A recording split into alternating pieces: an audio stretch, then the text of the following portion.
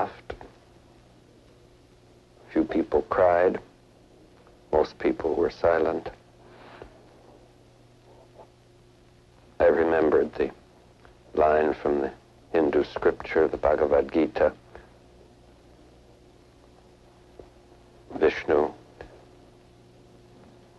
is trying to persuade the prince that he should do his duty, and to impress him takes on his multi-armed form and says, "Now I am become death, the destroyer of worlds." I suppose we all thought that one way or another.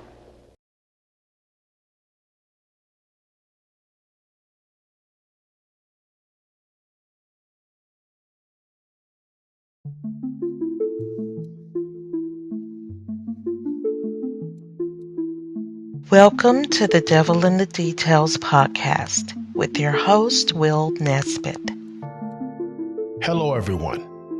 Welcome to the Devil in the Details podcast, the podcast where I investigate and expose ongoing, unlawful, non-consensual human experimentation on innocent men and women in the U.S. and possibly abroad. I am one of those people victimized by this atrocity, and now I am working hard to restore justice by sharing evidence and information in hopes of prompting a proper investigation. Join me in my fight and help raise awareness by tuning in and sharing this podcast with your family and friends.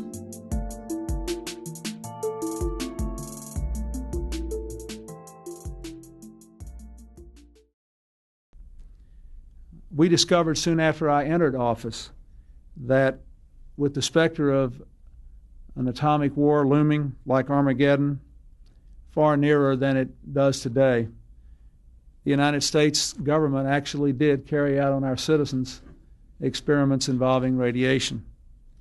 That's when I ordered the creation of this committee. Thousands of government-sponsored experiments did take place at hospitals, universities, and military bases around our nation. The goal was to understand the effects of radiation exposure on the human body. While most of the tests were ethical by any standards, some were unethical, not only by today's standards, but by the standards of the time in which they were conducted. They failed both the test of our national values and the test of humanity.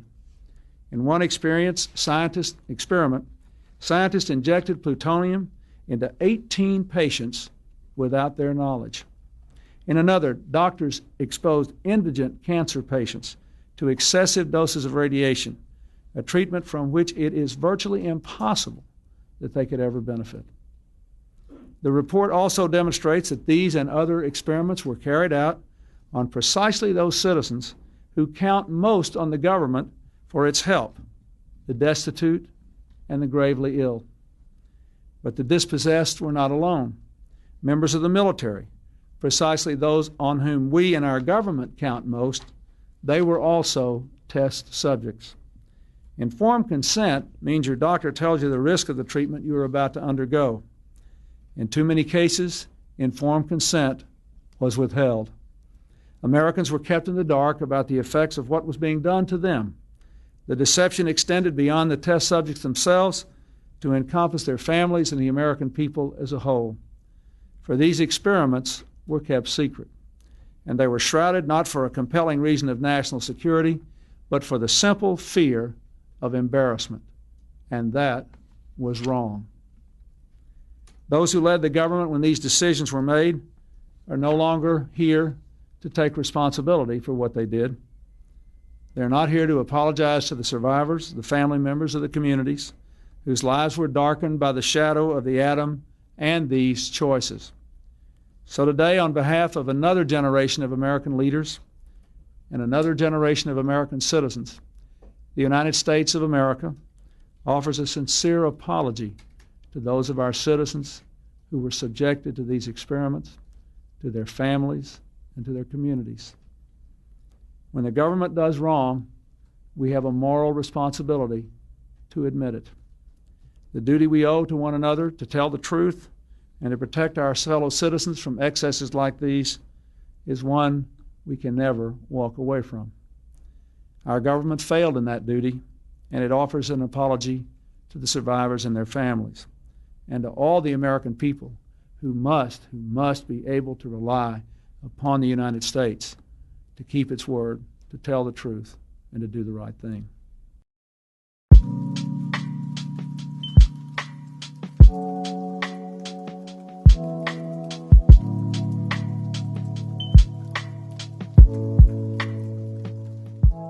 What's up, everybody?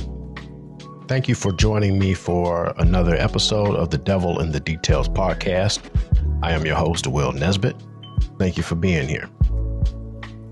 So today's episode is a very, very special episode. I'm really excited about it, and I just know that you will be too. Now, if you've been following the podcast, you'll know that I always bring up a name, and that name is Elmer Allen. Probably every other episode is that name.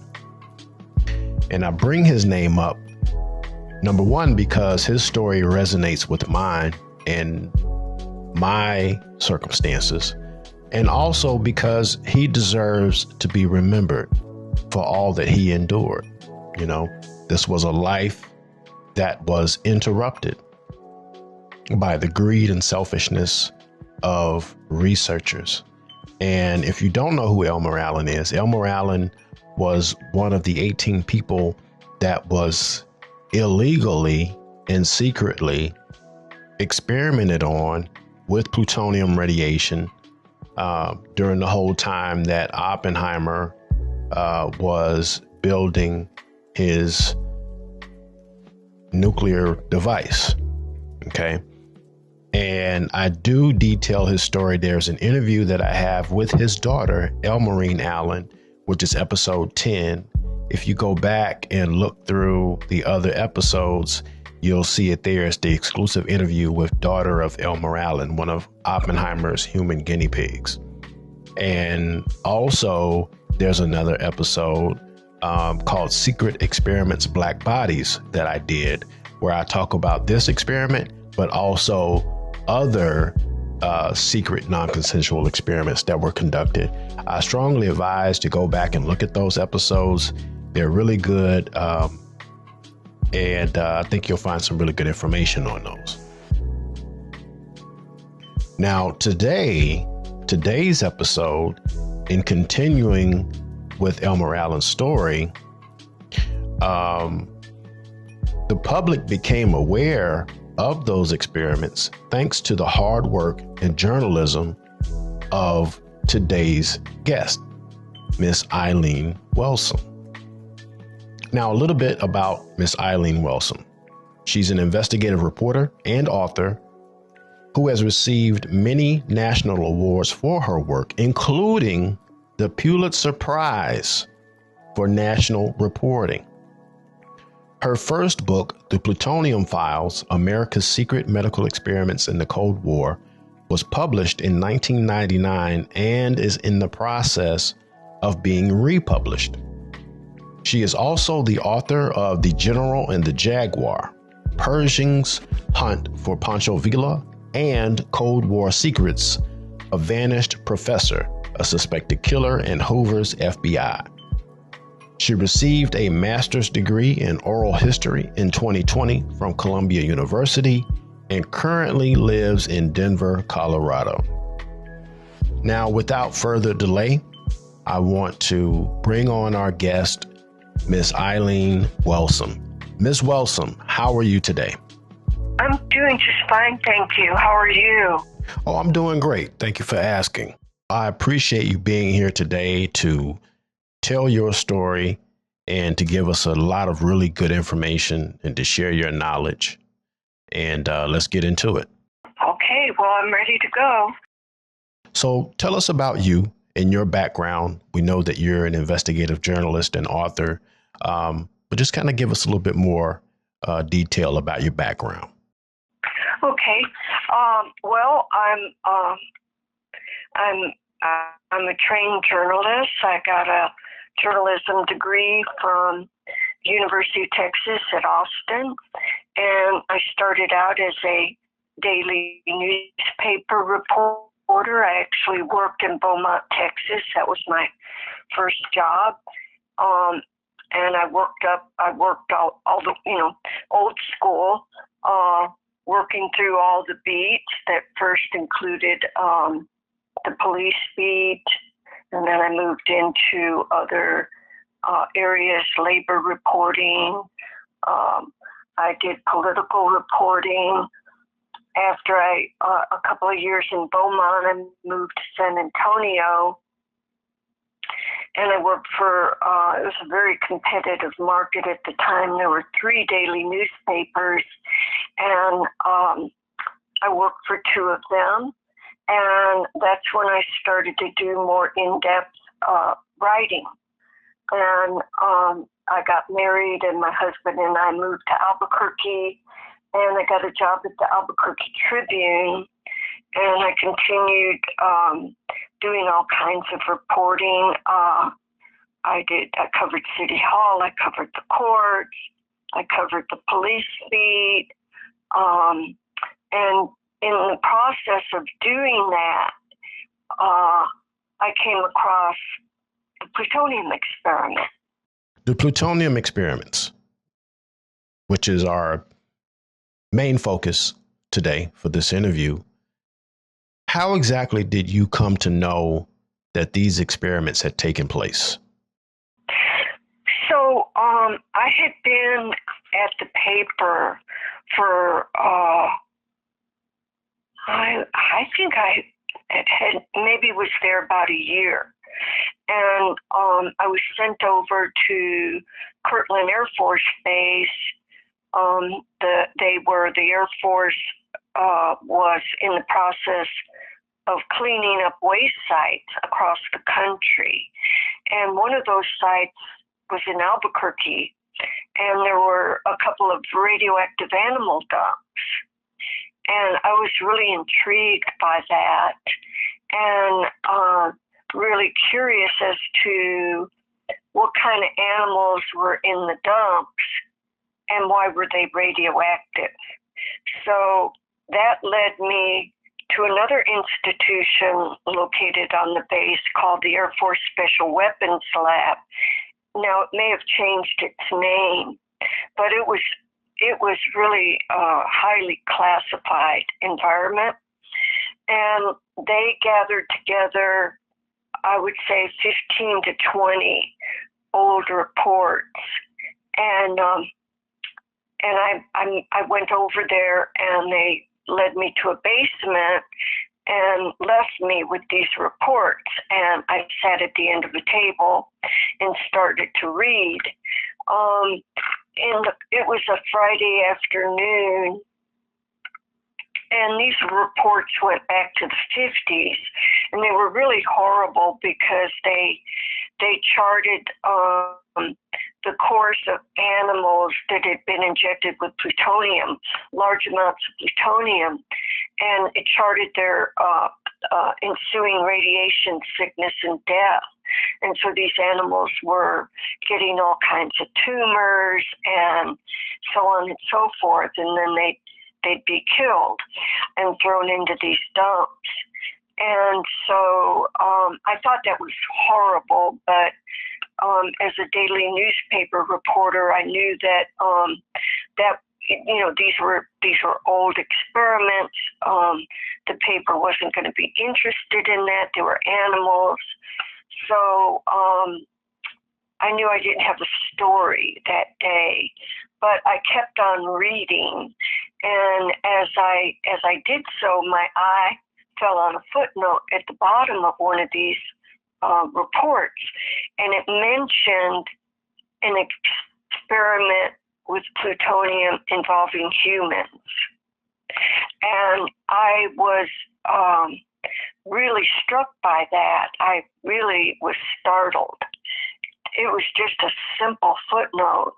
And so I kind of sat back and thought about it.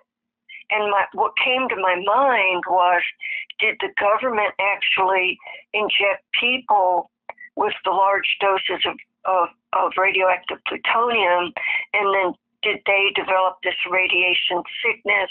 Did they develop tumors? And did they subsequently die? So all those thoughts were going through my mind, and I jotted down the citation of this report, and I also jotted down the names of the scientists. And the very next day, which was a Saturday, I remember it really clearly, I went over to the university library and I started hunting for this report. Well, it wasn't in the regular library. It was a scientific report that wasn't accessible. But I did start to gather information on these scientists because they had written a lot of reports and accounts about various endeavors in the Cold War, and they were in journals such as Health Physics. So at that point, I was able to begin to kind of circle the wagons and accumulate a little bit of data on the people who were involved in that experiment. And that's how I started. So you come across these documents that basically tell you that animals and humans had been experimented on. Where do you start in trying to verify that that's what actually happened? Like, who's your first point of contact for you to get the ball rolling and go from there? So as I worked on this project, I have to add, in my off hours, I had a lot of, up to 3 assignments a day. So, I just sort of maybe 6, 7 o'clock at night, I would sit down and start going through these records and thinking about things and thinking about ways that I could get more information. So the first thing I did was file Freedom of Information Act requests. And I filed these requests with institutions and branches of the Department of Energy that I thought would have some information on these experiments. And by then, through the years, I learned that that there were 18 people who'd been injected with plutonium, that these people were injected in laboratories across the United States, and that their names were deleted from the documents. So each of these patients were given code numbers, and the code numbers were dependent upon where they lived.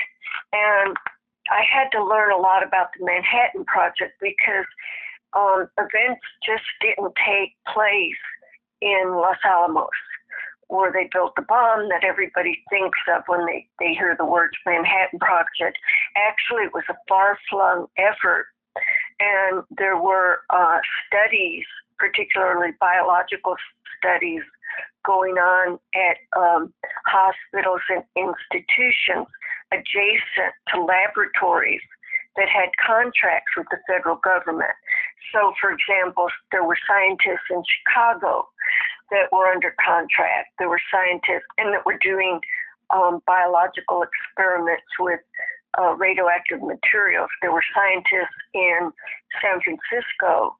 There were scientists, there was a big project at the University of Rochester.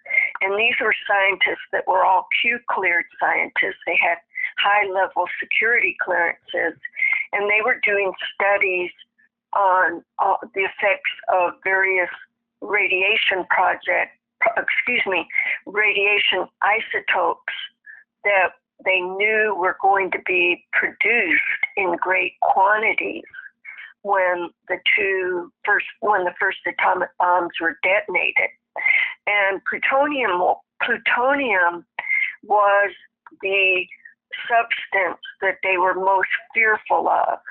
And that was because plutonium it has a very long half-life. It exists for 24,000 years. So that means that if you had a gram of plutonium, half of it would be gone in 24,000 years.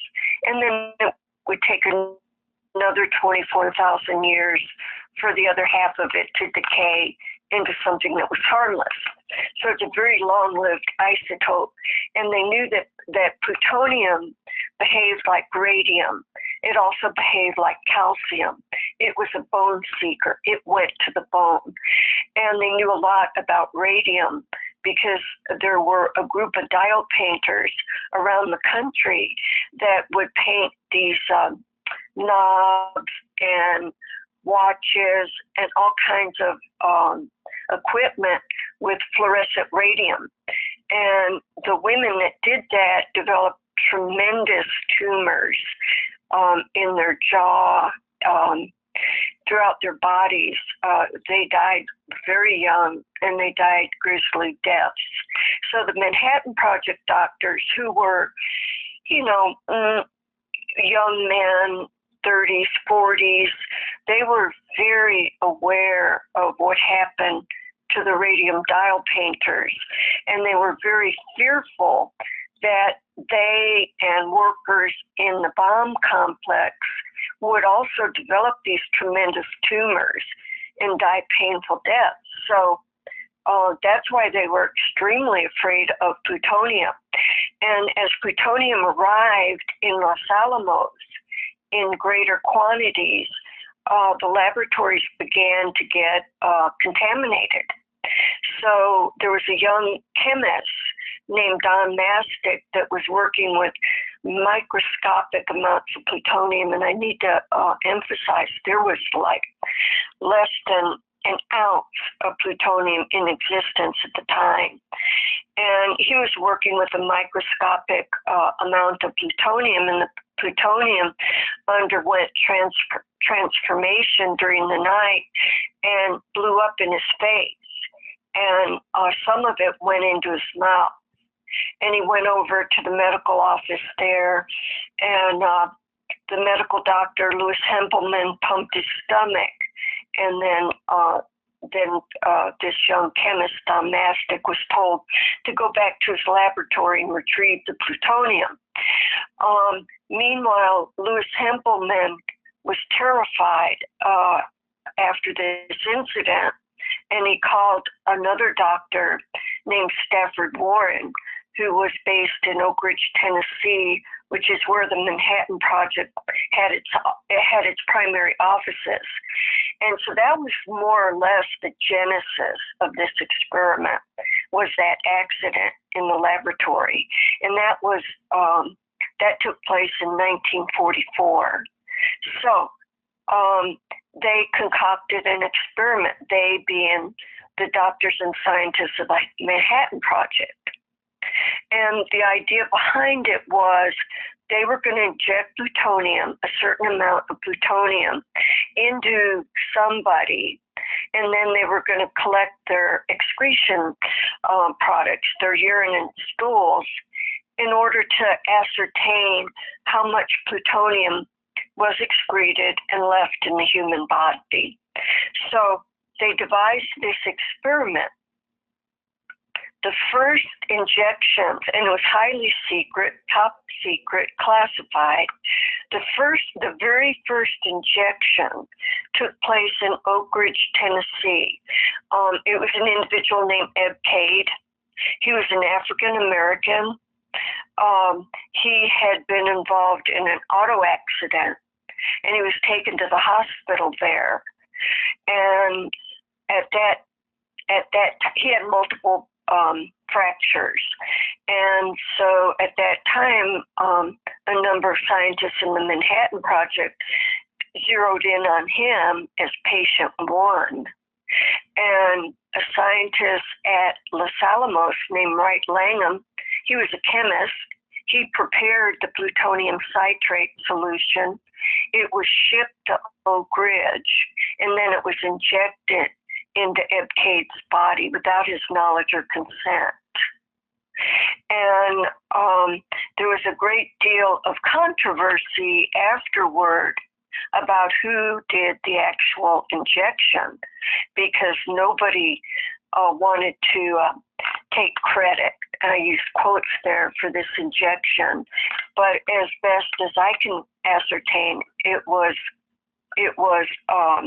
performed by a scientist and doctor named Heimer Friedel, who was second in command at the Manhattan Project. So Epcade was injected with this plutonium. They began to collect his urine and stool samples, which they then sent or shipped to Los Alamos. There were two other individuals injected in quick succession in 1945, a gentleman in Chicago and another gentleman in San Francisco. And at that point, the experiment stopped because the scientists were racing to complete the atomic bomb. And as you know, the bomb was detonated in mid-July of 1945. And at that point, and so a lot of the scientists and doctors who were involved in this experiment switched attention to the Trinity site in southern New Mexico. And their main goal at that point was to fan out as monitors and sort of study the radiation patterns and the fallout that developed from the Trinity bomb. And we just found out recently that that bomb was a very, very dirty bomb. And most of the plutonium in that bomb did not detonate. And it was spewed across the countryside.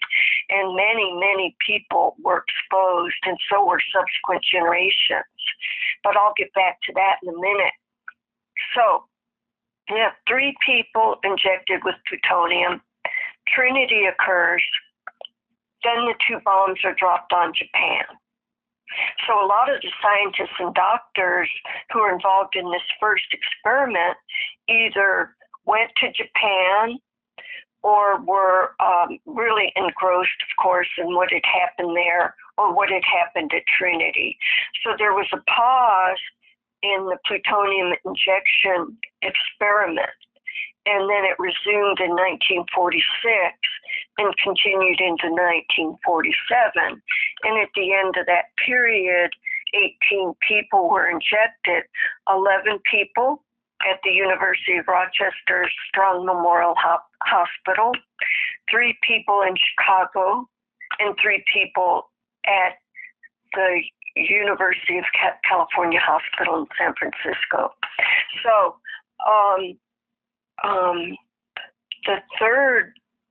the third person injected in San Francisco, and the last person of the experiment itself was a gentleman by the name of Elmer Allen. He was also an African American. He was a railroad porter. He and his wife had come from Italy, Texas, a small town outside of Dallas, Texas. And Elmer had injured his leg. He was, when a train jerked suddenly and he fell to the ground, and his knee was badly fractured. And when he got back to San Francisco, he sort of hobbled from doctor to doctor trying to figure out what was going on. And he eventually got pushed over into this experiment, this ongoing experiment that was occurring involving the Manhattan Project scientists.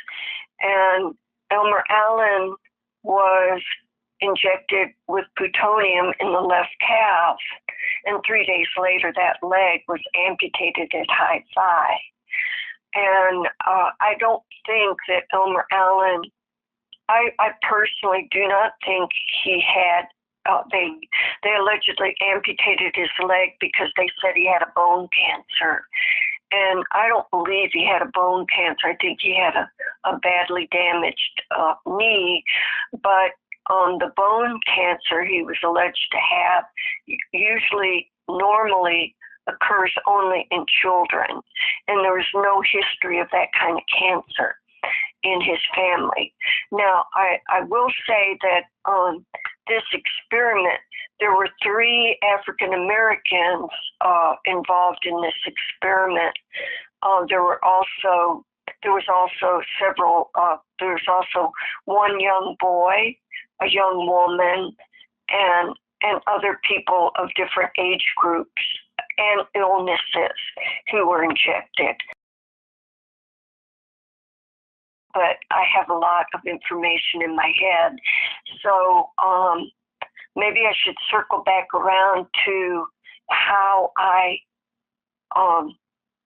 cracked these codes, and began to understand what went on. Do you want me to back up here? Well, no, I was just going to let you go. You do it perfect. Okay. Well, so Elmer Allen was the 18th patient injected with plutonium. He was known as Cal 3. That's California patient number 3. And remember, I mentioned that there were 18 people, so the codes were related to the site where the patient was injected. And that was one of my problems. That became one of my main problems trying to unravel this experiment. I didn't know much about the Manhattan Project. I didn't know what these codes meant. I didn't know who these people were. I didn't know their names. I didn't know if they had families. I didn't know if they were alive or dead, if they developed these horrendous tumors like the dogs, mostly beagle dogs. So that was the problem. So I did something really simple, which is I just wrote down their code numbers on 18 sheets of yellow paper. And at the top of each sheet of paper, I had the name, the code number. And then as I gathered more information on each patient, I would write that down below their code number. So through the years, and remember I was doing other assignments at the time, so through the years I gathered more information on the experiment. And then I also interviewed scientists. There were still scientists who were involved in this experiment who were alive at the time. And so I began to interview them.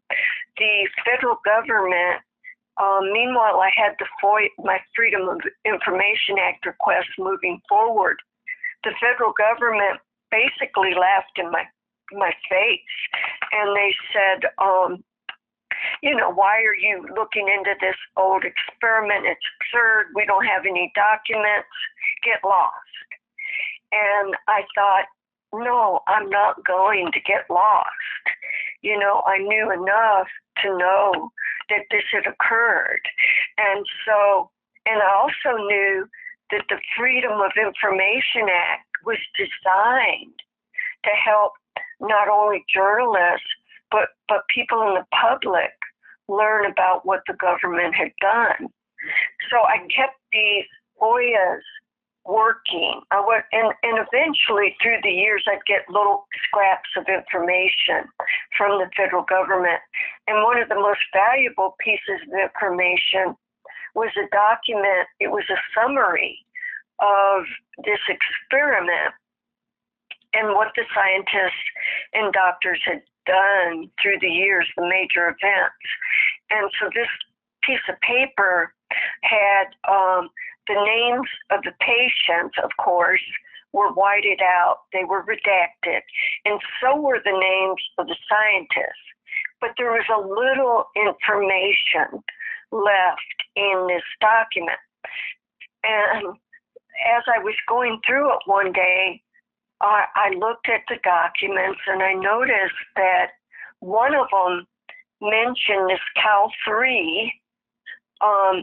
It said blank of blank visited blank in Italy, Texas. And the veritable light bulb went off, because by that time I knew a little bit about Cal 3. I knew that if he was alive, he would have been an African American, about 80 years old, who had his left leg amputated in 1947. When I saw the words Italy, Texas, I thought, okay, that's a small town. Maybe I can find this man. So I called Italy City Hall. I always identified myself, and I said, I'm looking for this gentleman, and I described him. And the woman on the other end said, well, you're looking for Elmer Allen, but he died a year ago. Would you like his wife's number? And I said, of course I would. So I jotted it down. And I was really, it was the turning point in uncovering the length and breadth of this experiment and other experiments, because Elmer Allen was the first person I found that I could actually put a name to. So I knew then that we had our first human being that we could identify as being part of this experiment. It was no longer, a faceless number. It was a human being. So I called Fredna, and she was very nice. And she said, well, I'd like to talk this over with my daughter, Elmarine. And I said, okay. I said, but would you mind if I called Elmarine myself? And she said, no, go ahead. And so I called Elmarine, and, she, the challenge at that point was I didn't want to put words in their mouth. I didn't know if I had the right person. I didn't want to say, your father, your husband was involved in an experiment. I needed to find out what they knew to see if it dovetailed with what I knew. And so I flew over to Dallas, and I met with Fredna, and I met with Elmarine in Dallas. And all of Fredna's papers had been destroyed in a tornado. And so, but she had one old mimeograph document, and it involved a trip that she and Elmer had taken to Chicago and then on to Rochester. And I knew then that Elmer was indeed Cal 3, because I knew that Cal 3 had been called back into the laboratory in the 70s, and that he had gone to Chicago where he was studied, and he had gone to Rochester, New York, where he was studied some more. And so at that point, Fredna, Elmarine, and myself, we knew that Elmer Allen and Cal 3 were indeed the same person. So at that point, I only had one individual. I had only identified one individual. I went back to Albuquerque to the paper, and I told my editors about this, and they said, well, that's really interesting.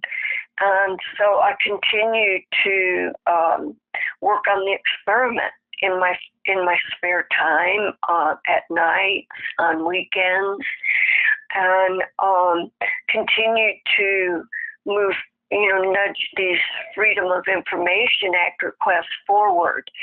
And at that point, soon, at some point in this process, and I have to tell you, it took 6 years to put the first stories together that we did. And at some point toward the end of that 6-year period, the attorneys, I think by then I had identified, using the same sort of little bits of information, I had identified a total of 5 people involved in this experiment. And at that point, the paper got their attorneys involved, and the attorneys filed really brand new Freedom of Information Act requests. And with their help, the documents started coming from the archives. And so once that happened, we were able to gather together enough information to write stories about these individuals and describe them and describe their lives. And so again, it was twofold, because once I had the names of the patients, then I had to find out, well, were they living? If they weren't living, did they leave families? Who were the families? How would I find them? Where did they live? So it was a lot of reporting effort, and a lot of, at the time, a lot of people were still alive. Fred and Alan was still alive. Elmer's wife, she remembered the terrible events that transpired, and there were other people that remembered, children of these people that were still alive, that remembered events relating to the experiment. So that's basically how the experiment unfolded. You've given us a wealth of information, really good information, and I have so many questions. One of the things I want to do is to help the listener understand what a FOIA request is. Can you explain that for us? So a Freedom of Information Act request they're called FOIAs. And basically, they're a law that allows people to seek information from the federal government in a formal way. And the federal government is required to respond to these FOIAs and honestly respond and make public or make available to the requester the information that they're seeking. Now, I should say that they take a long, long time to work through the system, and there are many barriers. And a lot of times, you can file a FOIA with the FBI, say, for your own FBI records. Does the FBI have records on me? I can file a FOIA with the federal government, and they're required to give me those records if there are any. So anybody can file a FOIA. That said, it's a very weak law, and it's very difficult to get the federal government to comply with it. So, and then so you can file a FOIA with, say, the Environmental Protection Agency, but the key to success in a FOIA is narrowing your scope of information, and that means narrowing what you're seeking and the years you're seeking it for, because they can come back and say, it's going to take us 30 man-hours to go to the records and uncover what you want, and it's going to cost you $500 or $1,000 or $3,000 for research efforts, and that is legal under the law. And so these various entities, they have so many shields to giving you information, they can come back and say, oh, we're not giving you information on Eileen because that's protected under the Privacy Act. That's a big shield for the federal government now, and they just won't do it. And so people are really, really stuck trying to get this information. And I will also add that there are many state laws that are modeled after the Federal Freedom of Information Act request that requires states and local entities, be they county commissions or city governments or police departments, to give you information. So, for example, here in Colorado, where I live now, I can file an information request under the Colorado Open Records Act. It's called CORA, and these entities are required to give me information, and I've used it for a recent book that I did here with the Boulder Police Department. And initially, when I filed a CORA, Colorado Open Records Act request with them, they gave me a single page. And I knew that that there had to be, hundreds of documents related to this individual. And so I just kept knocking on the door, and eventually I got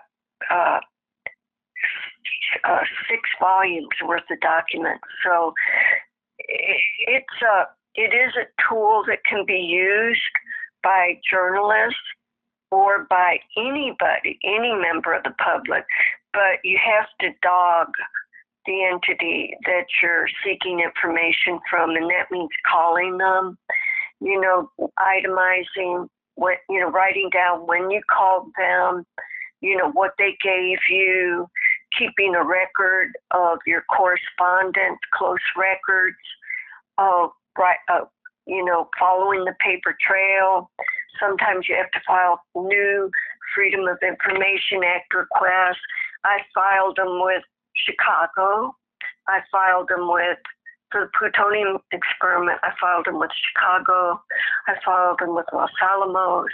I filed them with Department of Energy headquarters in Washington. In any place, any repository where I thought they had documents, I filed Freedom of Information Act requests with them. So, it's a good weapon to have in your arsenal when you're seeking information, but it doesn't work that well. So there are lots of data.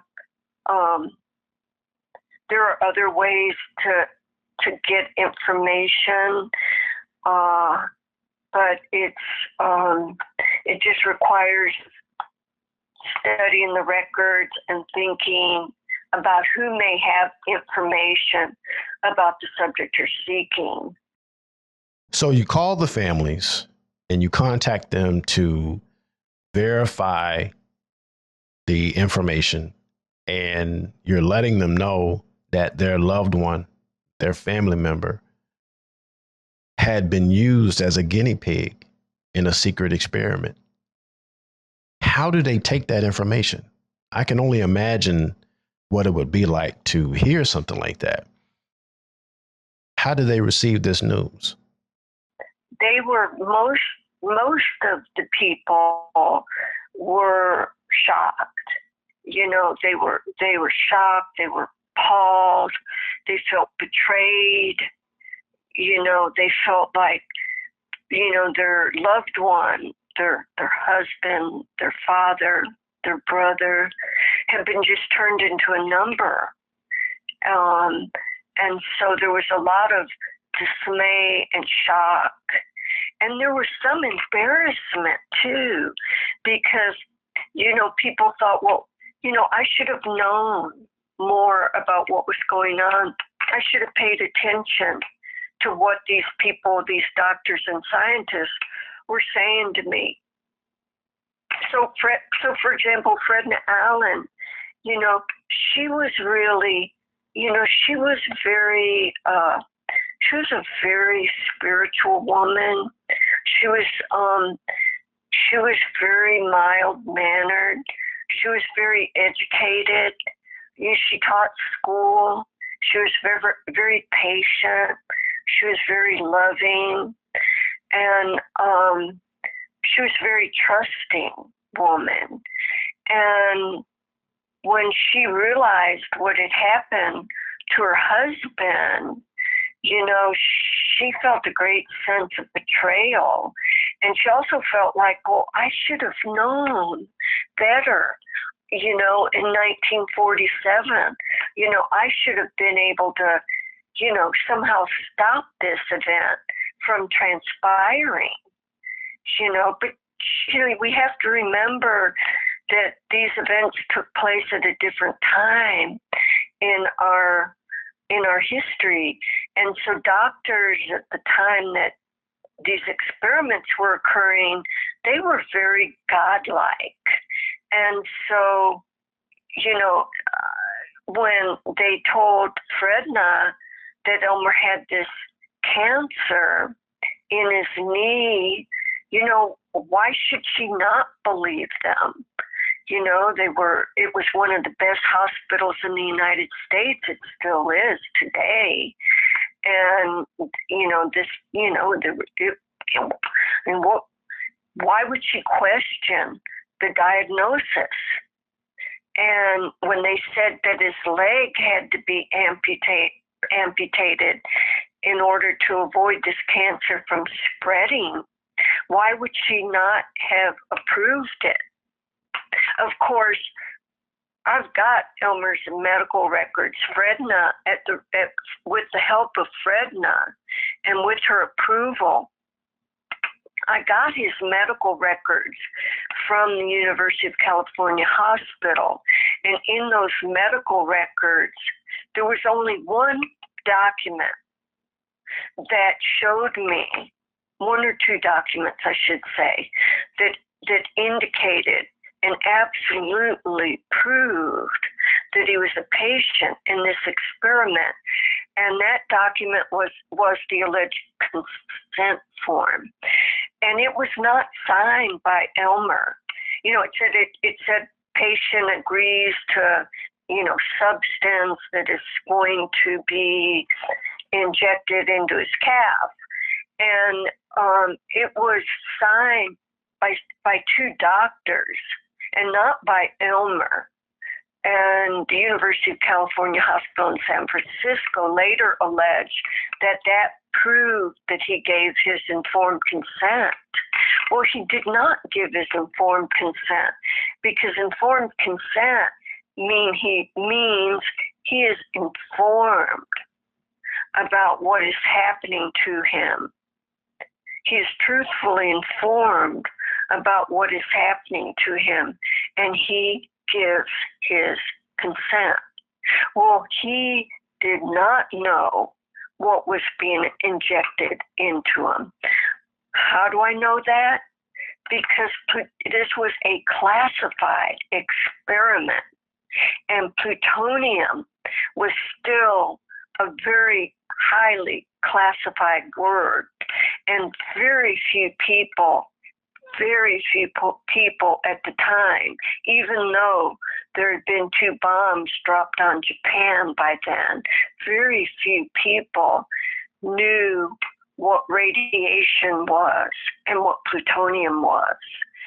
So this was a very secret experiment. And I talked to one of the doctors she was a scientist, a highly regarded physicist, and she lived in Berkeley. She worked in the lab where one of the primary architects of this experiment worked, and she was young. She was like a PhD student, and she washed glassware. And I asked her, well, it was really awful this idea that they amputated his leg. I mean, it was very gruesome. And Elmer was the only one of the 18 people who had his leg amputated. And I asked her, well, what happened to his leg? And she said, they took it to Berkeley. And I said, well, then what happened to it? And she said, they put it in a muffle furnace and they burned it. Well, so what they did was they basically ashed that limb. They converted it to ash. And then using a chemical separation process, they removed the plutonium from that ashed material to find out how much of it stayed at the injection site and how much of it had moved into his body. And when Elmer went to Chicago, just to show you how incredible plutonium is, years later, so this was the 70s when he went for this follow-up study, he was put in what's called a whole body counter. And it's basically where you're in a room underground, sitting in a chair, and they could measure the plutonium that was being emitted by his body.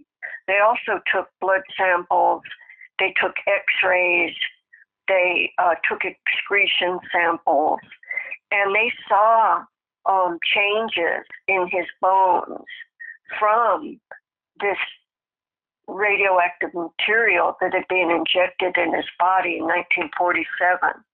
And when he went to Rochester, where he stayed for a number of days and they fed him a certain diet, they were able to detect plutonium in his urine and stool samples there. So it was still circulating in his body up until when he died. And he was followed for his entire life surreptitiously, because after this initial, the first generation, what was incredible, it was a very long-lived experiment. So after the first initial injections took place, then these patients, the doctor I mentioned that was the physicist in California that was a young grad student in the laboratory of one of these original experimenters, she went back in the 70s and resuscitated this experiment. And she found, they knew the identities of all these people and they knew where they lived. And at that point, they started the second phase of the experiment. So Elmer was brought back into the laboratory, as were several other long-lived patients who still lived in the Rochester area. Like Elmer, they were not told why they were being brought back into the laboratory, why x-rays were being taken, why blood tests were being taken. But scientists were measuring the damage from the plutonium, the long ago plutonium injections. So these people were followed up until their deaths, and even after death, I should say, because there were several people whose bodies were exhumed. And when the bodies were exhumed, the people that went to the surviving relatives and got permission for the exhumations, they didn't tell these relatives, well, we want to examine your loved one's body because we injected plutonium in them in 1945, 46, 47. No, we want to exhume your loved one's body because there was something in his body that we were looking at when he died. So they weren't told the truth. So they weren't told the truth when they were injected originally, and their loved ones weren't told the truth if these patients were deceased afterwards. And they did, in fact, exhume a number of bodies. One gentleman in Austin, Texas, by the name of Arthur Hubbard. He was his code number was CHI-1, Chicago patient number 1. They injected a young woman. They exhumed the body of a young woman who died in the Rochester area. When they exhumed her body, they found plutonium in her hair. And so that led them to theorize, well, gee, maybe we can just get hair samples from people who have been exposed and then extrapolate how much they were exposed to. I should add one thing about the scientific aspects of this experiment was that it was really useless scientifically because it was really poorly designed. All the people were of different ages. They were of different ethnic groups, and they were suffering from different diseases. So their metabolism was different. So there was just, they were all excreting plutonium at different times in different amounts. And there was really no hard data that could be used for, say, present day workers who are accidentally exposed to plutonium. And there were also, this is what's really shocking about this experiment is that in the literature, even in the scientific literature, these scientists stated that these were all, quote, terminal patients and that they were all expected to die momentarily. Well, some of them, like Elmer, lived for 30 years, and some of them were nearly normal when they were injected. So that was a falsehood that was carried forward for decades. And I could go on and on about this experiment because it involved a lot of people and it went on for many years. You talked about the other families and how they felt hurt and betrayed when they found out the news that their family members were experimented on. I do want to ask, like with Elmer Allen, he suspected that something had happened to him. He would tell people they guinea pigged me. He would tell people that he believed that he was experimented on, but no one believed him. Everyone just dismissed what he was saying. It just kind of chalked it up to him being crazy, or, there was alcohol talking, but no one really took him seriously. Did you find the same thing happening with other families? Did they suspect something was happening? Like there was another subject I read about, Mr. Ebb Cade. Now, Mr. Cade, he actually left in the middle of the night. I suspect he thought something was happening from at the hospital. And I'll let you tell that story. But he basically left because he was afraid something was happening, and they never heard from him again. Did you find that type of thing happening with the other subjects' families?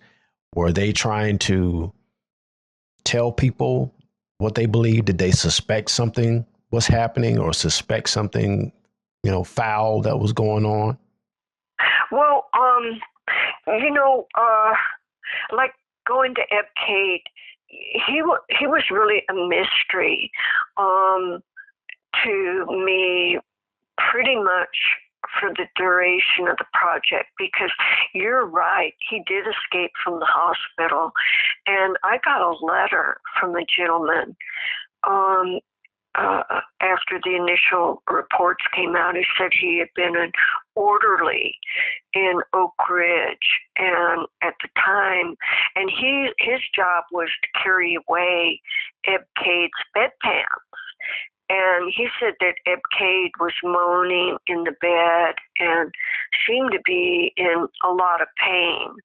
And that sort of corresponds to what I learned about him. You know, they waited.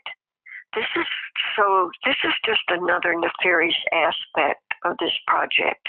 They waited till after he had been injected to set his bones. And the reason they waited to do that was because they wanted to see if plutonium went to the bone. So they let this man suffer in the hospital until they were sure that plutonium was circulating in his body. They also removed a number of his teeth. And, you know, one thing I mentioned, the radium dial painters. So the radium would go to the jaw. There was a syndrome called radium jaw. And plutonium, just like radium, went to the jaw. And as best I can recall, they did find plutonium in some of the tissues and bone that they removed. So Eb Cade, when he was able, he escaped from the hospital, and he went back to Greensboro, North Carolina, and he only lived for 8 years, and that's really significant because I did talk to his relatives, and his relatives were very long-lived. They lived for decades. So to me, it indicates, and that's one of the side effects of plutonium and radiation. It can shorten your life.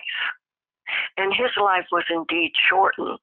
Now, going back to your question about other people, you know, the records show that some people were informed of the injection, but they didn't understand what had been done to them. And so it sort of went, you know, it passed over them.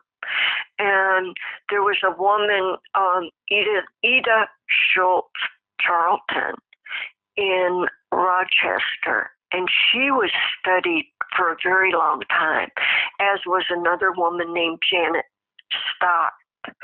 And I talked to Ida's son and daughter-in-law. They're deceased now, but she told me that she was constantly taking her mother-in-law to the hospital for these tests for God knows what. And she said that one day her mother came home and said, yeah, you know, what's plutonium? And the daughter-in-law asked her, well, you know, it's this substance they use in the bomb. Why do you ask? And she said, well, they said that's what they put in me. But she had no really understanding of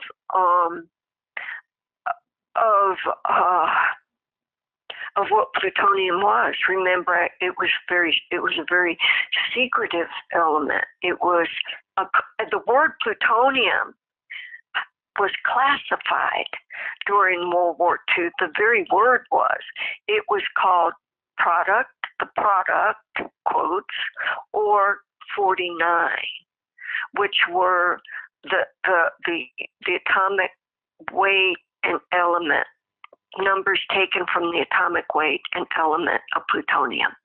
So it was actually codenamed product or 49. They never called it plutonium.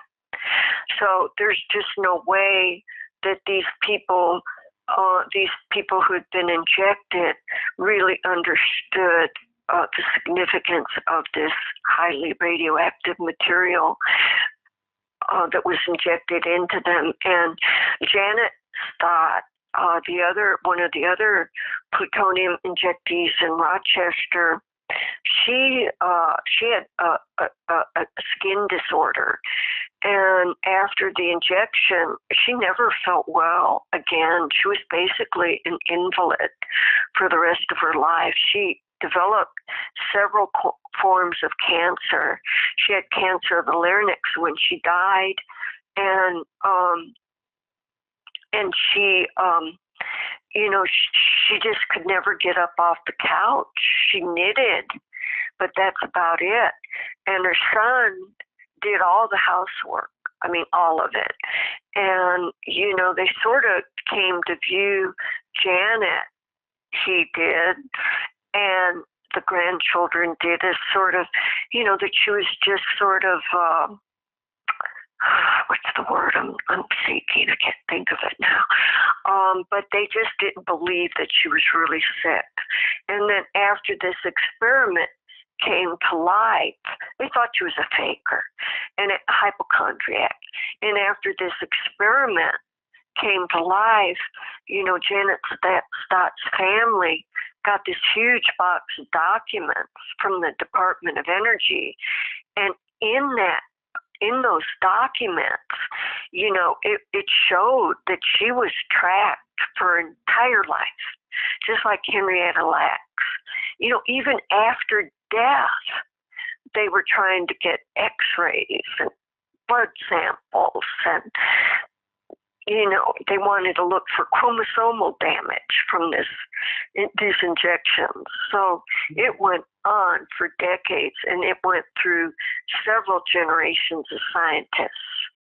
Quick question for you. So you said that they were tracking her whole life.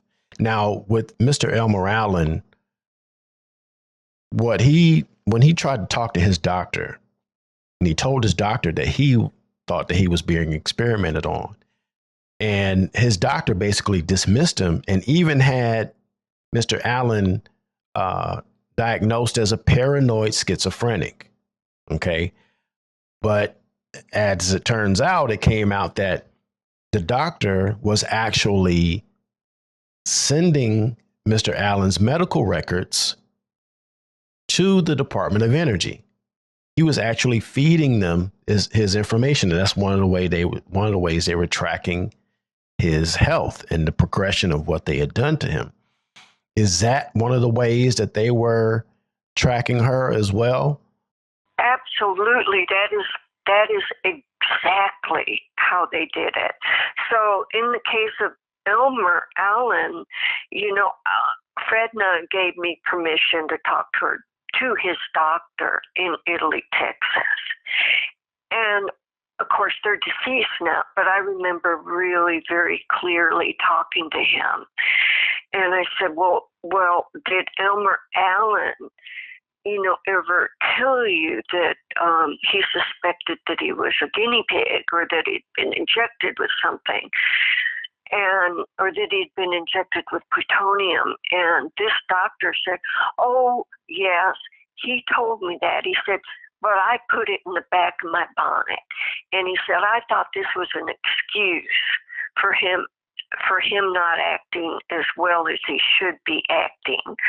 And he diagnosed him as a paranoid schizophrenic. But at the same time he said that, the records showed that he was in touch.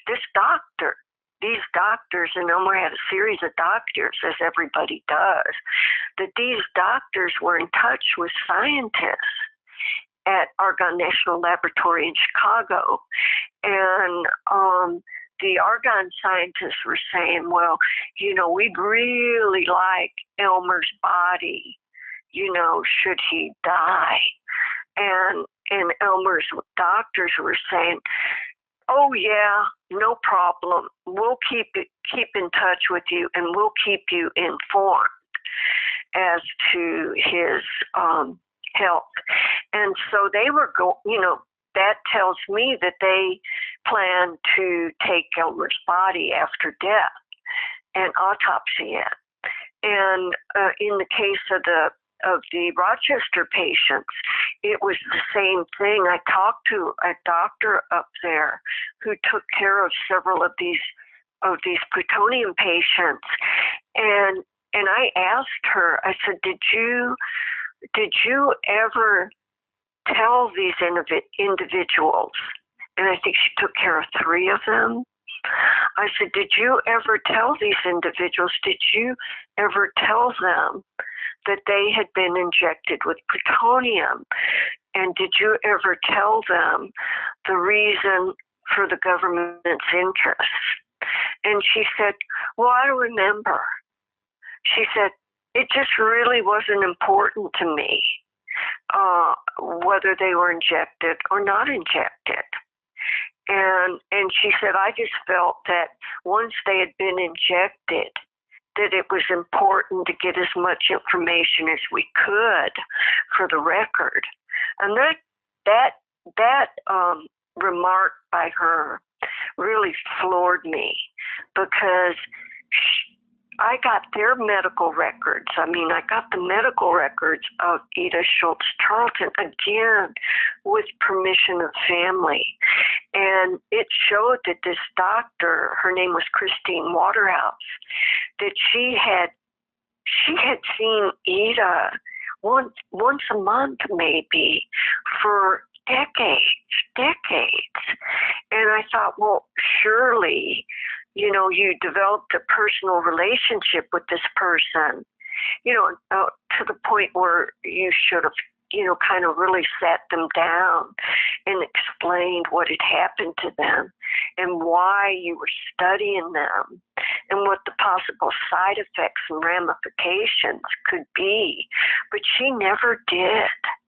And I found that to be very cold-blooded, very, very shocking and very cold-blooded.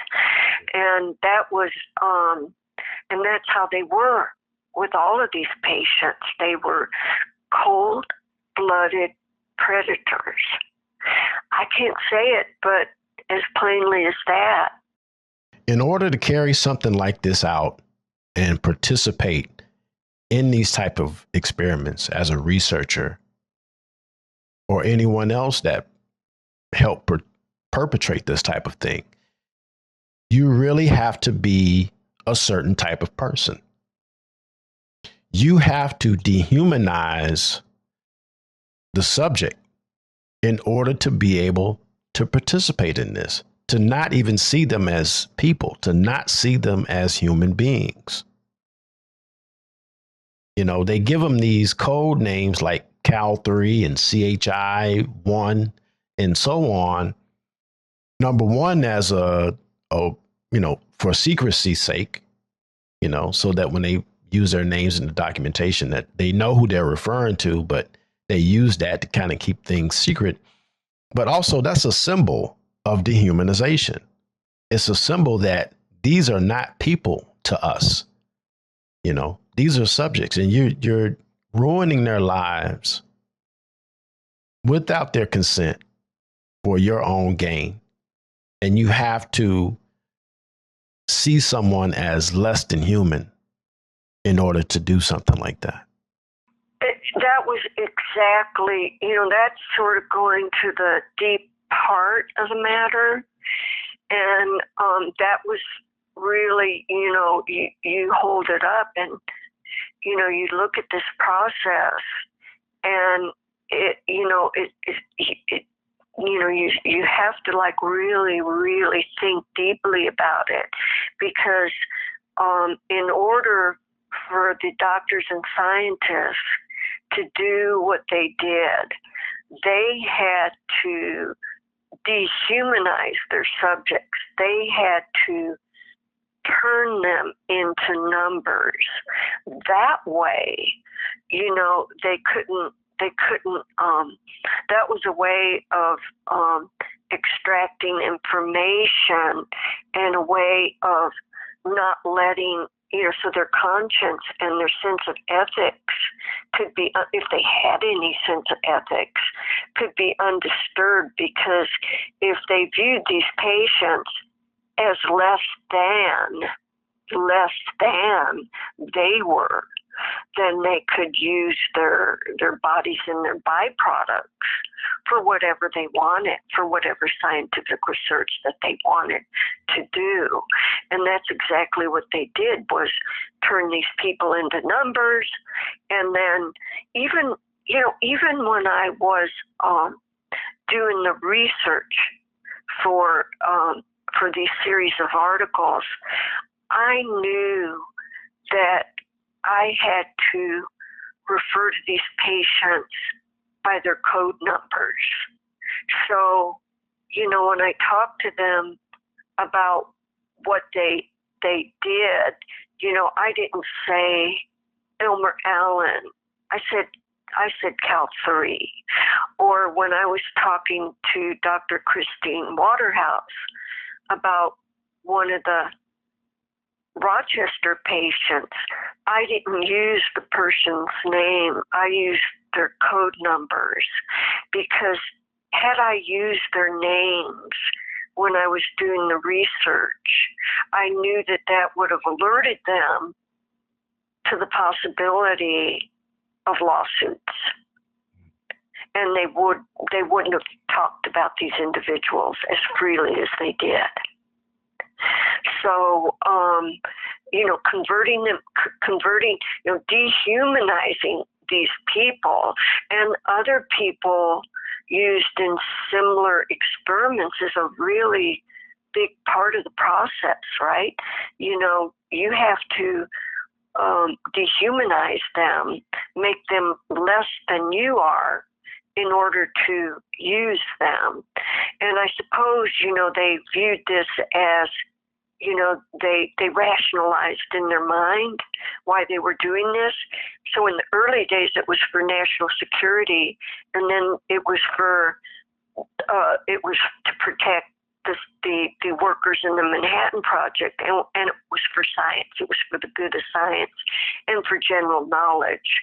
And that's why I say that wasn't the case at all. It was really very limited and very poorly designed experiment. And I will also add, one aspect of an ethical experiment is one in which the researcher agrees to use himself or herself as a test subject. And these scientists and doctors of the Manhattan Project, they thought about injecting plutonium into themselves, and they said, nah, it's too dangerous. We're not going to do it. That's interesting. I understand informed consent. They can't just come to you and say, hey, we want to inject you with plutonium, check yes or no, and then go about it. With informed consent, they have to really make sure that you understand exactly what they're doing. They have to tell you what they're doing, why they're doing it, what the side effects will be. They really have to make sure that you have a clear understanding before you go through with it. They have to make sure that you are well informed before you consent.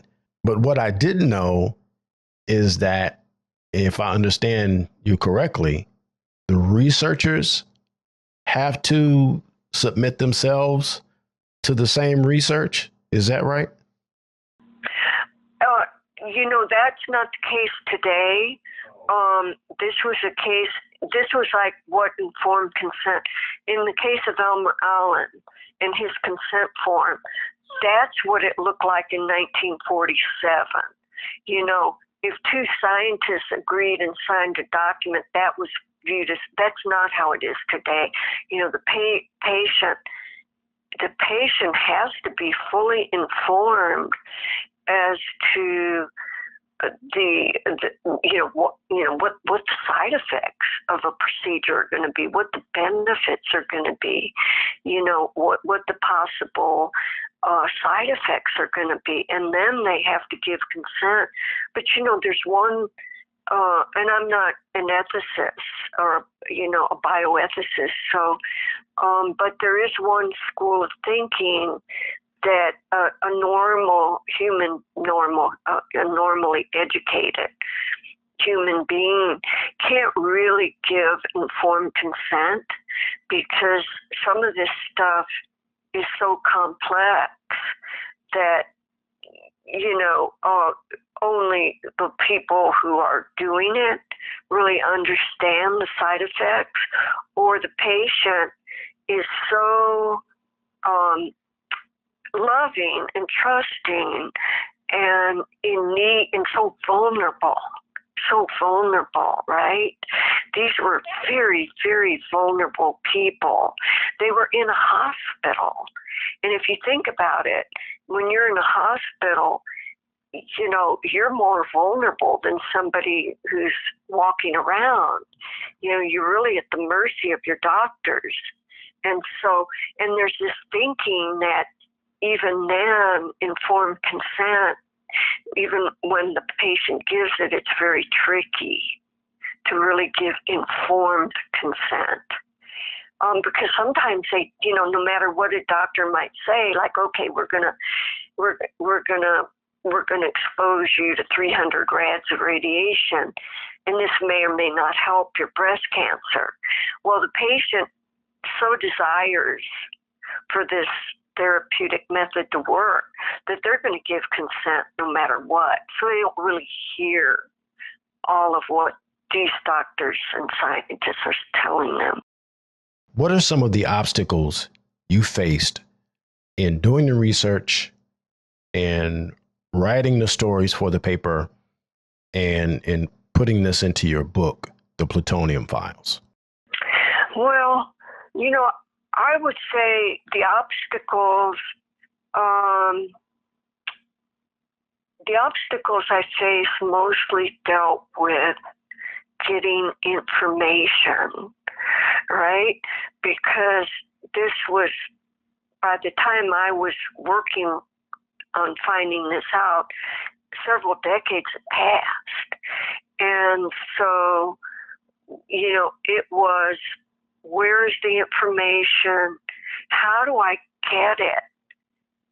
How do I get somebody to help me break this loose out of government files?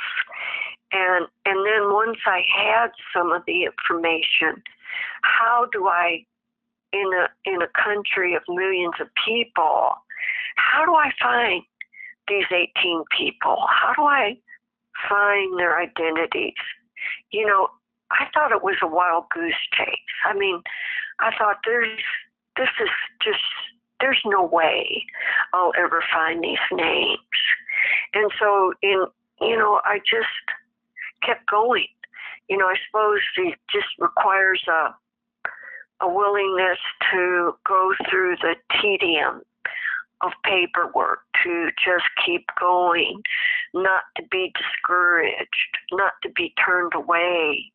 You know, when you find an obstacle, you just have to push it aside and walk through it. So a lot of it was kind of just sticking to what I believed, you know, sticking to the truth, and keep and moving forward despite the obstacles, because I knew that what I was researching was true. And as I developed the outlines of this experiment, I became even more convinced of the truth. And so it was just a process of walking forward, of not being deterred. And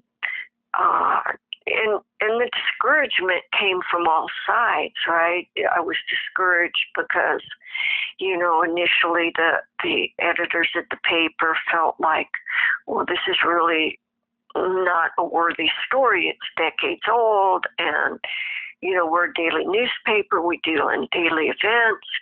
I mean, they did change their minds as we learn more, but that was the initial thought process. And even the scientists, I mean, they, you know, this researcher in Berkeley, this Patricia Durbin, you know, she said, well, you know, we've already been muck raped. I mean, why are you doing this? This is an old story. You know, this isn't worth my time. You know, so they tried to, and that's really typical. You hear that a lot when you're a journalist. You know, people will say, well, you know, the story's already been written about. You know, there's nothing new here. You know, you're just chasing your tail. Just, you know, why don't you move on? We've all moved on. So, that it was that kind of thing. There were no threats made because, as I mentioned, the first tier scientists had already died. It was more just a psychological process. Did you experience any type of retaliation for putting this information out there, for breaking this story? No, I really didn't. I would say the only kind of possible retaliation could have been an effort to discredit me and my work, and that would have been really serious, right? So I mean, I could have lost my job. The paper could have been discredited. I mean, it would have been a really big black mark. So I was aware of that as I worked, and so I had to knit together the pieces of the story very carefully. And even after I was done, after I identified 4 or 5 of these people, I mean, literally every day I would go through it in my head, and I'd say, okay, Eileen, now, why do you think Elmer Allen is Cal 3? What is your proof for that? And I would go through mentally, and sometimes I would write it down, all the pieces of evidence that I had for each patient as to why they were indeed this code number. Remember, we never got any confirmation from the Department of Energy. In fact, up until, days before we published, they were denying any responsibility or any knowledge of this experiment. And so, I was, it was crazy making, right? How can you say that this didn't occur when we have all this evidence that this did occur? So that's the thing that prior to publication that I was going through was, my reasoning for why this particular person fit this code number, why this code number was Cal 3, why this code number was Edith Schultz Charlton. So that was the real crux of the work, was confirming that. And after I did that, and the story started flow. I mean, once the series was published, I mean, initially there was a real pause, and no one in the media picked it up. I remember after we published the stories, I cleared off my desk. I thought, this is a really big story, and there are people that are going to be calling. And I called all the scientists I talked to. I called all the patients I talked to. I said, the stories are being published. I want you to know that. So the first interest in our stories in the Albuquerque Tribune came from Japan. They had been bombed. Of course it would come from them. And so then it started to snowball after that. Once it started to snowball, all these other experiments came out. And there were other reporters in other cities working. So there were reporters in Boston. There were reporters in Cincinnati, in Tennessee, that were reporting up, even in Rochester. There were a couple of people who were identified not by me, but by people working in Rochester. And people would come forward to the media and say, listen, I was in this experiment. So, for example, in Nashville, Tennessee, there was a similar experiment, much larger, in which pregnant women at a clinic at Vanderbilt University, 829 pregnant women were given radioactive iron. And when they came in for prenatal checkups, they were told, oh, here, drink this. This is a little cocktail for you. Well, it contained really very hot doses of radioactive iron. And 4 of the children from these women died of really unusual cancers. And the women themselves had various reactions to these so-called cocktails. They developed horrible rashes, skin cancers, just all kinds of side effects. So that was an example. In that case, there were people working in that city. They were either journalists, they were lawyers, there were the families themselves who were putting together this information. In Cincinnati, that was another side of a horrible experiment in which 90 people at Cincinnati General Hospital were irradiated with whole body radiation for a Pentagon-funded study. And these people, they really suffered. Maybe 20% of them died of radiation sickness in the first 30 days. And they were also given numbers, and they also didn't know what had happened to them. So there were a lot of similarities in these experiments that occurred during the Cold War. There was another study at the Fernald School for Boys outside of Boston, and these were orphans, and they were given radioactive oatmeal, and it was an experiment concocted by MIT scientists. So these experiments occurred all over the country,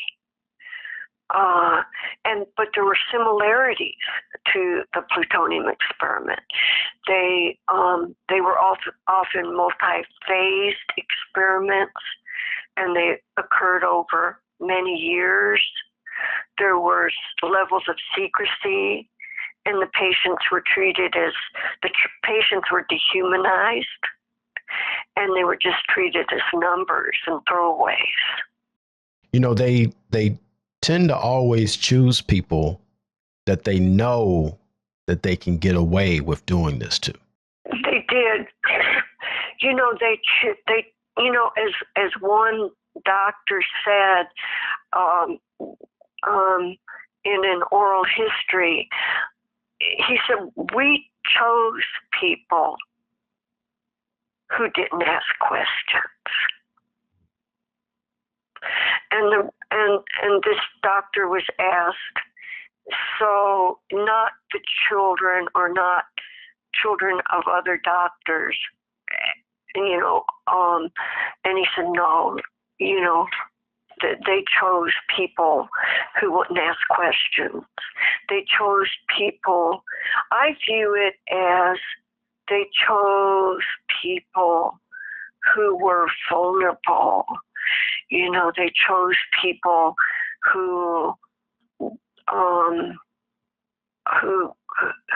were trusting, and also, I think people were more trusting of the government and their doctors in previous decades. Although I think even today, people trust their doctors. I mean, there's a trust always between a doctor and his or her patients. So you have to. I mean, when you're looking at these consent forms, you have to make a decision, right? Do I trust this? Do I believe this? Am I willing to do this? People in hospitals don't ask questions. People tend to automatically trust doctors or anyone with the title of doctor because, they have the degrees, they went to school for many years, they take this oath that they're going to do right by people and always have their best interest at heart. And people really want to believe that. And that is how it should be. That is ideal. But Black people, especially Black Americans, because of our history in this country, we tend to distrust doctors for this very reason. Because there's a history of experimentation. There's a history of negligence and malpractice and people acting with ill intent. And there's been so many harms caused even to this day, just like with the Tuskegee experiment, where these men were told they were being treated for one thing. In actuality, they were being guinea pigged with something else. So, you want to trust your doctors, but it's difficult for some people to do that. Exactly. Kind of like the Tuskegee, that's one of the most infamous experiments. And exactly, it's a terrible legacy, but it's just something that we, have to cope with and have to deal with and understand. Fredna, she was such that's Elmer's wife. Like I go back to her. And Elmarine, his daughter, she grew up during the Civil Rights era, and, she's very eloquent, very outspoken. Fredna was very different from Elmarine, in my opinion. It's just the time in which I knew her, and I didn't, I wasn't, I was a journalist. But she was very disturbed by this knowledge, and she stopped giving interviews. I think she felt a lot of guilt about what happened to him. It's just like I interviewed John. You should interview this man, Jonathan Stott. It's S-T-A-D-T. He's the grandson of Janet Stott. He's a wonderful man, and he remembers his grandmother.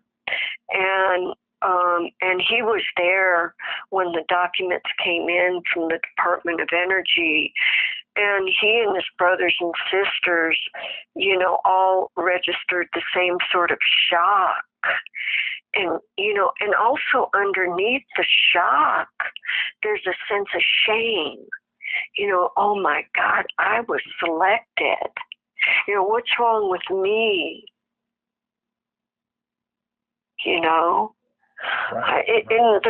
There's nothing wrong with the person that's selected. They're in a very vulnerable position. It's the people who are doing the selecting, and so this experiment, it just has. It resonates through history. There are many other. Going to the Cincinnati experiment, I could give you the name of Martha Stevens. She's getting up there now. She's in her 80s, but she was a professor at the University of Cincinnati and first uncovered this experiment. And I talked to her recently, and she said, Eileen, she said, we really, instead of bringing it to the media, we should have taken this case to the district attorney's office. She said, because this was murder. And in the case of the Cincinnati experiments, these people, this radiation, it was just like what people were suffering from in Japan.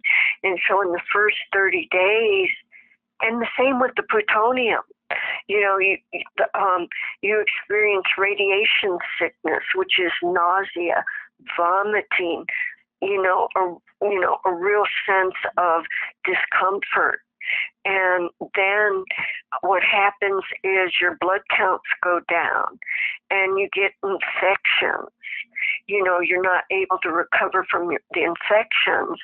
And if the radiation levels are high enough, you basically get toxic shock syndrome and die. And that's what happened to the people in Japan. That's what happened to the people in Cincinnati. That's what happened to several of the people in the plutonium experiments. And I had a health physicist calibrate the doses that these patients received, and the longer they lived, the higher the dose, because the material kept irradiating their bodies. And at any point, just one molecule of plutonium, they emit these really powerful particles, really powerful radioactive particles.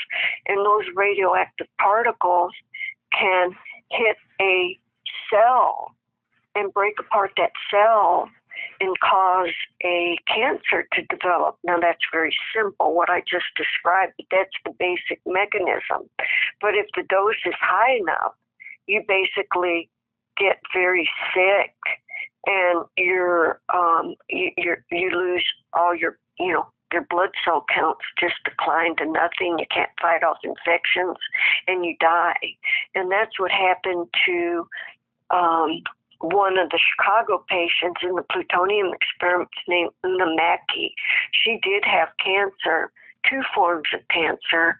When she went into the hospital, she was injected right after Christmas, and she got a very large dose and died very quickly thereafter in Chicago. And her body was autopsied. I forgot to mention that. Some of the patients who died some of the patients died immediately after injection. Some lived for decades. So it was a case of playing Russian roulette with these patients and this plutonium. It's interesting to note that with this experiment, just like with the Tuskegee experiment, the Pruitt-Igoe experiment, the Holmesburg prison experiment, and many others, there were no criminal charges ever brought against any of the researchers or the people who participated in these things. Now, there were civil suits, and some of them were successful, and the government, in some cases, did provide some sort of compensation to the victims. But for the most part, I have yet to hear of any punishments for these experiments. These people just got to go on and live like heroes and never faced any consequences. That's exactly right. There were no consequences, and most of them, went through their lives. They got promoted. They went to their graves undiscovered, so to speak.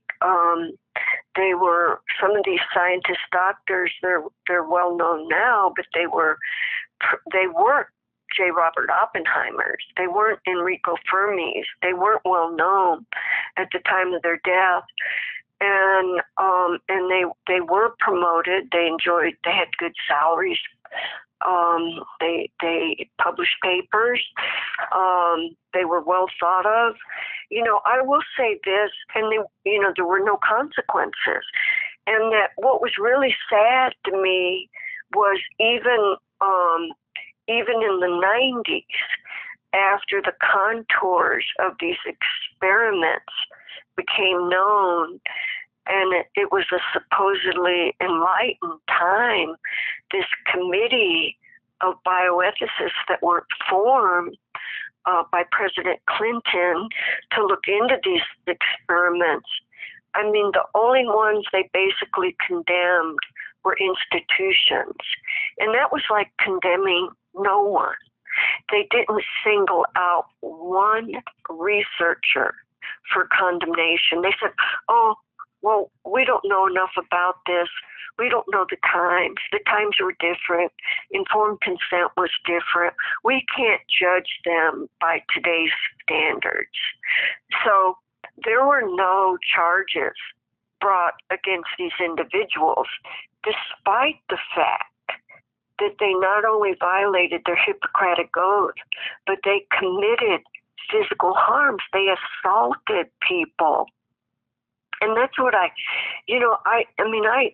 had discussions with a number of people on the Clinton advisory panel. And I said, well, how can you say that there were no harms?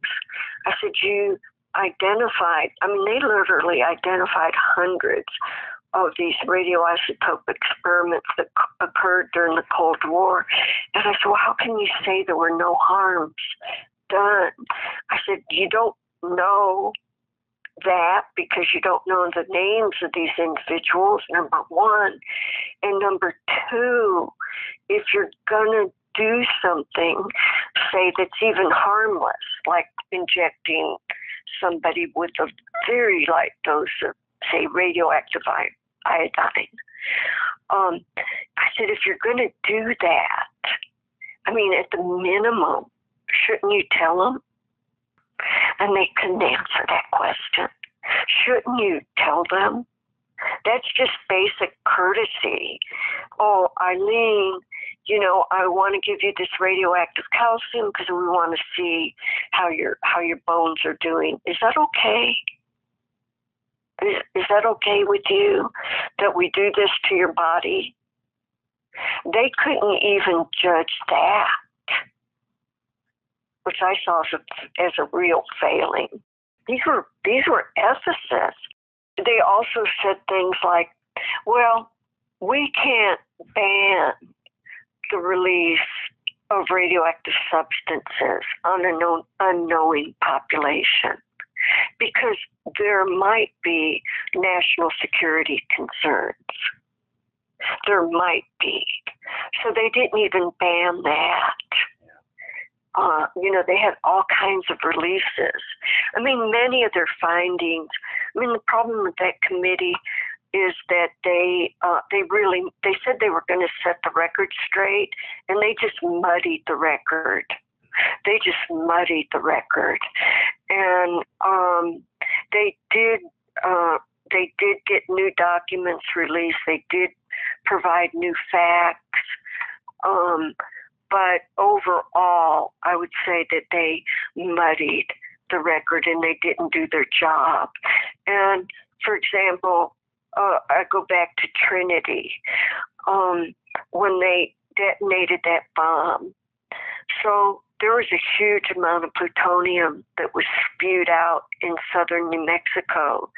And some of these scientists and doctors that were the architects of the plutonium experiment, they went back and they interviewed people who had been exposed to these materials during the very first atomic bomb, and they did it surreptitiously. They didn't say, hey, we dropped this bomb, your family, your animals, your descendants are going to be exposed to very high doses of radioactive materials. You need to not drink the water, you need to not drink the milk, you need to not eat fruits and vegetables grown on your farms. They never told people that. And so, they used the people to further their information of the effects of radiation. I just can't even begin to describe the amount of research that went into the effects of the atomic bombings. It was like equivalent to General Motors. It was huge. And the plutonium experiment was the beginning of all this. It was just enormous. Now, because of your hard work and reporting on this story and your book the plutonium files, you earned a Pulitzer Prize and a Selden Ring. Tell us more about your book and also where we can find it. So that's a real problem. My book has been out of print for a number of years. I don't exactly know how long. And so it's not available.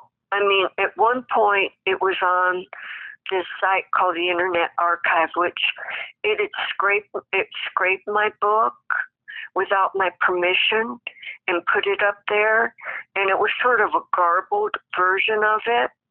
But that's where a lot of people went to get information. Well, they've been ordered to take that down because that was essentially equivalent to intellectual theft. And that's a whole nother story with hundreds of thousands of books. Long story short, I myself, I'm getting the book republished. I'm working with a publisher in Canada, and I'm going to make it available in ebook format as well as a hard book and a softback. And I hope to make that available by the end of the year, early next year. And at that point, anyone can, I don't know what ebooks go for, but not very much, or purchase a book on demand. But right now, the only place you can get my book is, through the secondary market on Amazon, and they're very expensive, or through interlibrary loan. And that takes some time, a couple of weeks. So that's another thing, is a lot of these books, I was talking to a friend of mine that's an archivist. I said, well, if someone wants to read my book, they can go through interlibrary loan. She said, that's just not necessarily true. She said, over the past decades, libraries, they just call, and if a book doesn't get taken out of the library at minimum, say 3 times a year, they just call it out and destroy them. So all these old books, such as my book, are, unless they're being reprinted, are going out of print. Martha Stevens, whom I mentioned, she wrote a book called The Experiment. It was published by Duke University Press. That's out of print. And it's a fantastic book.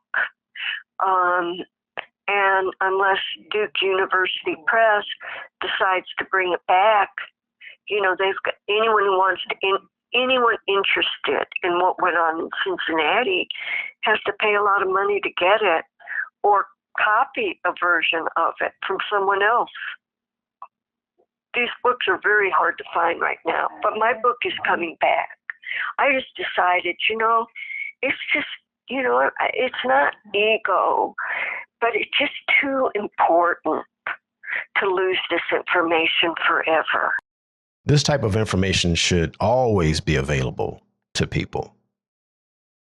Now, do you have a website or anything that you'd like to plug and tell the people about? Well, I have a website. It's minimal. It's my name, EileenWelsome.com. And there's a little biographical material there. There's copies of my books, the covers of my books, and people can see the covers of the books, read a little bit about what people say about them. There's a lot about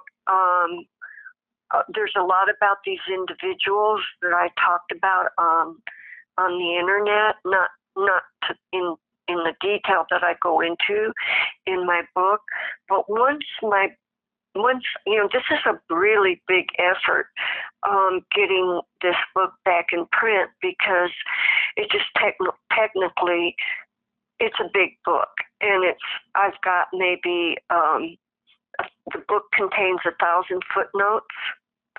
I think that's right, maybe 500. Anyway, 500 to 1,000 footnotes. And it's just got pages and pages of bibliography.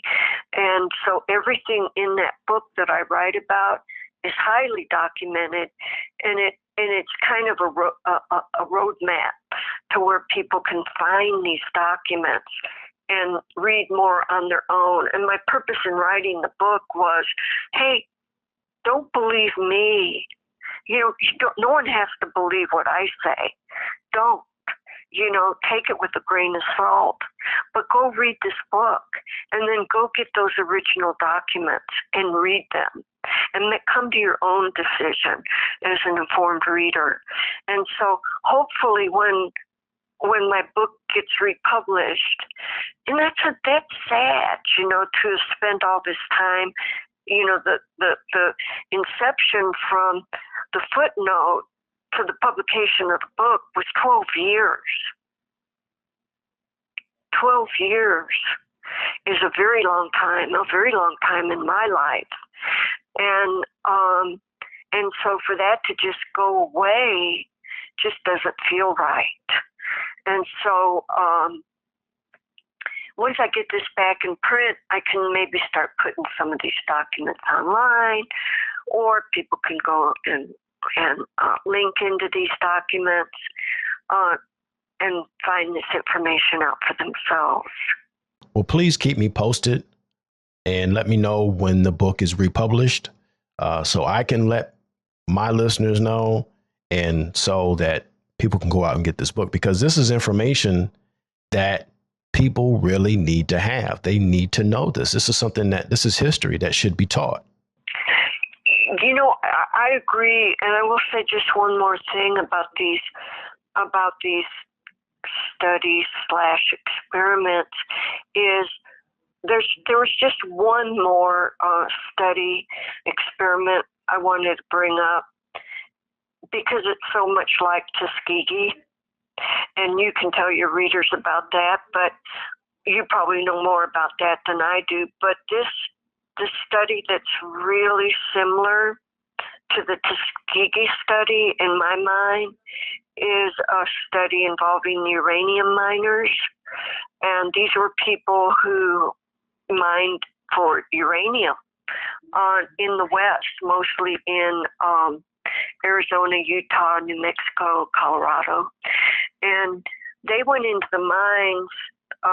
Many of these miners were Native Americans, and they worked in the mines. And within, I would say, a few years, the Public Health Service, and I'm not sure, they may well have been involved in the Tuskegee experiment.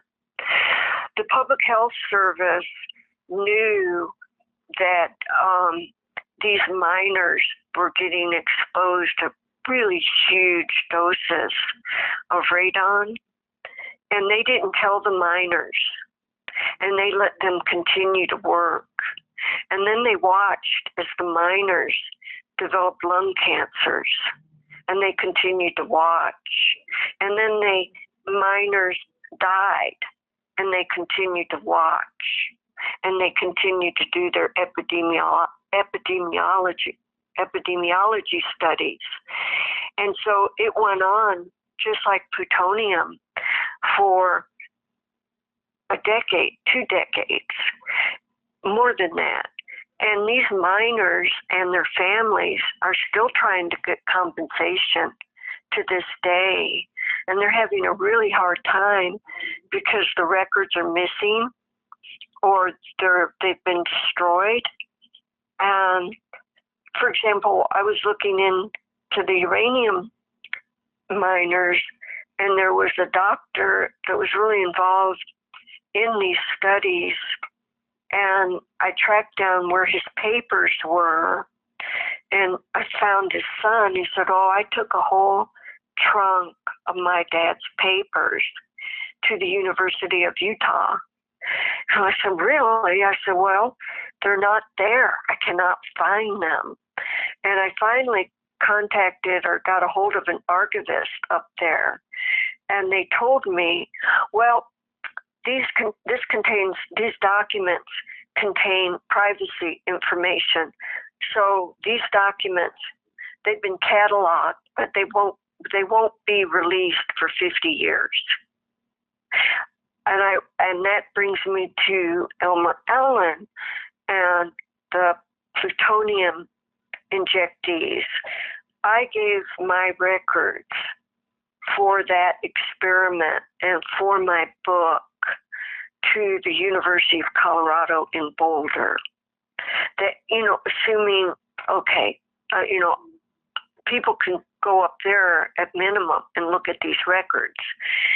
And at my house, I had so many documents, I had to get them somewhere. So they took them and, to their credit, they cataloged them and they've made a lot available. But I only found out recently that they sequestered and took out of circulation all the medical records, including Elmer Allen's medical records that I got with permission from Fred and Allen, that I put in that public archives for the public to be able to, the families said, yes, take these, make them public so people can be aware, so people will know. And the university took those medical records and took them off site, citing confidentiality and patient concerns. So they're not available right now. And I haven't decided what I'm going to do about that, what I can do about that. I really hate to hear things like that where this type of information is being buried, and you have to wonder what the motivation is behind that. It doesn't seem like it's just them being negligent. It seems to be very deliberate, a deliberate effort to keep people from knowing this information, from learning this information. It can't be, I don't know. I don't know the motivation other than what they cite as privacy concerns. And that's a big deal. Maybe they're worried, well, if we leave this information in the archives, maybe the descendants of one of the doctors or one of the patients will sue us. Okay, you can never underestimate that fear among institutions. But some of the, I don't know, they may well put some of this information back in the public domain. I hope they do. I need to talk to them about that. But, I really want to thank you for your interest in this subject. It's so important. Well, it was important for me to reach out and contact you as well as Miss Elmarine, because it's one thing to read about these stories and to find them on YouTube, which there's information, but there's really not a lot, like with the movie Oppenheimer that just recently came out a few months ago. They push those types of things. They push the researchers out there and the heroes, but you don't hear about the Elmer Allens, and the Abcades, or they don't really talk too much about the downwinders and all of these other things.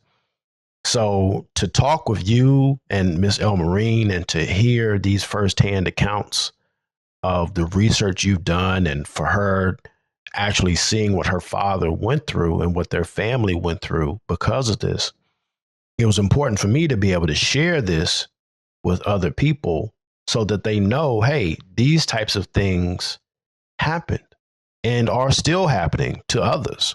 Well, I'm so grateful for your interest in this subject. And, I do feel like I'm somewhat of a link to the past, because I was fortunate enough to interview people. The primary experimenters were deceased, but I was able to interview their students, and I was able to interview other scientists that were close to this experiment, and I was able to interview some of the family members, and the sad thing is that of all the people, when I did my original research, they're dead now. They're dead, with the exception of some of the grandchildren, like Jonathan Stott, like Elmerine Allen. Many of the grandchildren are passing, have died. Aunts and uncles have died. So this experiment is disappearing into the mists of history. And, I feel like I'm sort of got a foot in that world and a foot in my world, and I can talk about it from a firsthand perspective. And so, and so I hope you don't lose this, just for the historical record, that it's out there somewhere, and that I really want to appreciate. I really appreciate your interest in this, and I just can't express that enough. And so I thank you for your time as well. Ms. Welsome, I want to say again, I really do appreciate you being here today. Thank you for, number one, for what you did for the families of the experiment, the plutonium experiments, and exposing this and doing the research as thoroughly as you did and helping them to get the justice that they deserved. I also want to thank you for being here on the Devil in the Details podcast. And to the audience, I hope that you'll stay tuned to the podcast and to my social media for me to let you know when her book is republished so you can go and get it. And again, Ms. Welsome, thank you for being a guest, and thank you so much for your time. Thank you. Please share this interview with your family and friends. Also, remember to go back and watch the interview that I did with Miss Elmerine Allen. That is also a companion interview to this one. And also, there's another episode called Secret Experiments Black Bodies that I did, where I talk about other secret non-consensual experiments that were conducted. I strongly advise to go back and look at those episodes. They're really good. And I think you'll find some really good information on those. So if you like this podcast, please leave a comment, please share it, and join me for the next episode. And also join me for my upcoming live talks and some other things that I have planned as well. Please visit my social media pages. I'm on TikTok, Instagram, and Twitter, or X now. And all of my links are located in my link tree, which you'll find in this video and also in the description below. Thank you for your time. Thank you for joining me. Take care. Peace.